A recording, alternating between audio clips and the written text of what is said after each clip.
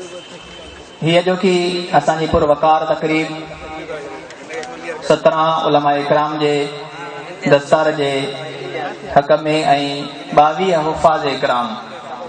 22 ॼणनि अल्हम्दुलिल्लाह क़ुरान मजीद हिफ़्ज़ कयो आहे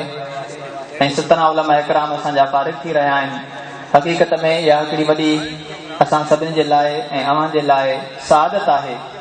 जो हेतिरा सारा उलमा ऐं हुफ़ाज़ असांजा फारिग़ थी रहिया आहिनि। हिन खां पोइ इंशाअल्लाह किताब आहे ऐं चाहींदुसि मुख़्तसर दौरे हदीस वारनि जो हिकिड़ो तारुफ़ आहे ऐं उहो शेर जे अंदाज़ में आहिनि। असांजा नौजवान दौरे हदीस वारा आहिनि, असांजा नौजवान दौरे हदीस वारा, रहम कजा उन्हनि ते रहमत भरिया बाज़ारा, कराया उन्हनि जो तारुफ़ से आहिनि सोभ वारा, 11 सालनि खां पोइ आहिनि उहे फारिग़ थियण वारा, तादाद उन्हनि जो आहे 17 ए दोस्त प्यारा, दस्तार उन्हनि जी कंदा बुज़ुर्ग मान वारा, तादाद उन्हनि जो आहे 17 ए दोस्त प्यारा, दस्तार उन्हनि जी कंदा बुज़ुर्ग मान वारा, आहिनि असांजा नौजवान दौरे हदीस वारा, अज़ीम ऐं सलीम सगा भाइर आहिनि गोलाड़सीअ वारा, अज़ीम ऐं सलीम सगा भाइर आहिनि गोलाड़सीअ वारा, शबीर असद ऐं दोस्त मोहम्मद मिड़ई बदीन वारा, नईम वकार ऐं मोहम्मद अली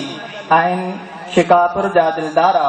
त शरीफ़ जावेद ऐं मुतहर आहिनि मटियारीअ वारा, फारूक सांगड़ सुहेल टंडो अलयार, त बहादुर ऐं सिद्दीक हैदराबाद वारा, आहिनि असांजा नौजवान दौरे हदीस वारा, पढ़ायो उन्हनि खे आहे उस्तादनि से आहिनि सूंह वारा, पढ़ायो उन्हनि खे आहे उस्तादनि से आहिनि सूंह वारा, कज मिड़नी जी महिनत खे क़बूल ए रहीम रहम वारा, अब्दुल फता महर नवाब शाह ऐं इब्राहिम सखरवी शान वारा, आहिनि असांजा नौजवान दौरे हदीस वारा। हैदराबाद जा 2 नौजवान आहिनि, मटियारीअ जा 3, बदीन जा 5, शिकारपुर जा 3 ऐं सखर जो हिकु आहे, टंडो लयार जो बि हिकु आहे, सांगड़ हिकु ऐं नवाब शाह हिकु। अहिड़े नमूने सां 22 हुफ़ाज़ इकराम आहिनि, 22 हुफ़ाज़ इकराम, उन्हनि मथां वॾी तइदाद जेको आहे असां वटि ज़िले मटियारी जी आहे ऐं उनजा नाला कोन वठां, जॾहिं दस्तार थींदे पोइ इंशाअल्लाह नाला वठंदासीं। मटियारीअ जा ज़िले मटियारीअ जा 16 हाफ़िज़ आहिनि, वॾी तइदाद आहे, ऐं शिकारपुर ज़िले जा 3 हाफ़िज़ आहिनि ऐं ख़ैरपुर जा 2 ऐं बदीन जो 1 हाफ़िज़ आहे।